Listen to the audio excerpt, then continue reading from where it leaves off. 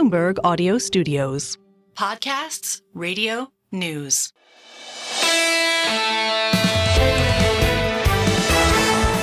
Single best idea on a day I have never seen. There's no other way to put it. CEOs come and go. When everybody wants to say to me, when did you lose money? This is not funny. There was a CEO of a company I owned who had a significant coronary event at a small airport in Chicago. And to be honest, I sort of sold every share the day of that tragedy at O'Hare, because 6 months later, the company was in massive disarray, and I'm not going to mince words. I lost some money, to say the least. There are times where you see a shock of a CEO impact. And so the Chipotle CEO, down 14%, goes over to Starbucks, up 14%, whatever the number is, up 20%. Let's use the word number 20.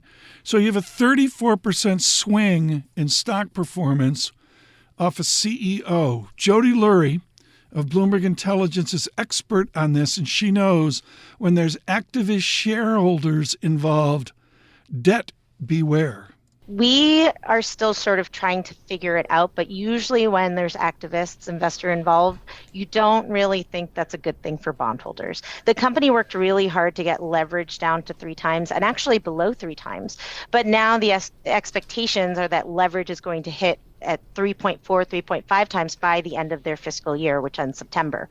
And that's partially because of margins. But I think we do have that sense that that $20 billion that they plan to give back to shareholders over the next few years, it might get ratcheted up, or they might get more aggressive in other ways, or they might look to spinoffs. I mean, who knows what's on the table? All we know is that there might be a potential additional board member from Elliott Management. There might be all sorts of changes from that stable sort of cash-generating Starbucks that we know. Jody Lurie, Bloomberg Intelligence, and Starbucks, a story clearly to unfold in the coming days. On the weighted average cost of capital screen, the WACC screen, and the Bloomberg, 22% debt. Don't hold me to that, but I think that's what the statistic is, 22%. One of the great joys of our wonderful studios with their glass is people wander by, and I'll usually try to beg them to come in. And many people say no, they don't want to talk to me. We are honored today that David Rubenstein would stop by for a few precious moments, of course, with the Carlyle Group, his ownership of the Baltimore Orioles. Here first, David Rubenstein on the travails of private equity. Private equity has been around for a while. It's taken longer to sell assets than it normally does, but as interest rates come down, almost certainly they'll come down in September, I think it'll make it easier because the gap between buyers and sellers will, I think, be reduced, and buyers can afford to buy things more readily than they could when higher interest rates were part of the situation. So I think private equity is okay. I wouldn't cry for private equity.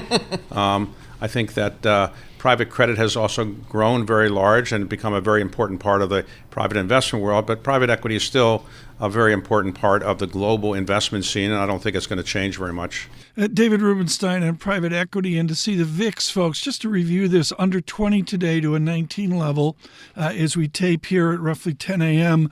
On Tuesday morning, but the ride of the last number of weeks, the resiliency of this market, as both David Rubenstein and Barry Ritholtz talked about, is just shocking. To see us go from a Lehman 30 angst, or the panic of last Monday that Paul Sweeney reported on, of a 50-something VIX, and we're now down under 20 with a 19 print, in the vicinity of up 1% for the NASDAQ, even 1.5% for the NASDAQ. Of course, with David Rubenstein here, and I'm sorry, the Chicago White Sox absolutely crushed the dreaded Yankees. David Rubenstein and the dreaded Yankees of the Bronx in the jewel of Camden Yards. Well, the Orioles and the Yankees have been jockeying for first place in the American League East for most of the season. They both have excellent teams. We'll just have to see who does well in September and the remainder of August. But I think both of those teams are likely to be in the playoffs, in my view. Yankees have some extraordinary players, and the Orioles have some extraordinary players. Their ability to lose to the Chicago White Sox, I don't know if your team has briefed you, but the White Sox snuck by the Yankees last night. That would never happen to the Baltimore Orioles. Well, we've lost some games that I didn't think we would lose, but on the whole, I would say the Orioles and the Yankees are really in good shape for the playoffs, and I don't know who's going to win, but I hope the Orioles do, of course. He's been doing this for a cup of coffee, a cup of Sanka, or a cup of Starbucks for that matter. David Rubenstein, grizzled owner of the Baltimore Orioles, he's got it down cold. It's like he's out, outside the dugout with a mic in his mouth saying, well, we saw the ball. I could see the ball big today. It was great, David Rubenstein, thank you so much for time today there on private equity and the Baltimore Orioles. Jon Ferro emailed me today. He says, what are you doing on Instagram? Here's what we're doing, folks. I'm trying to do the social media. I'm learning, and trust me, it's been painful.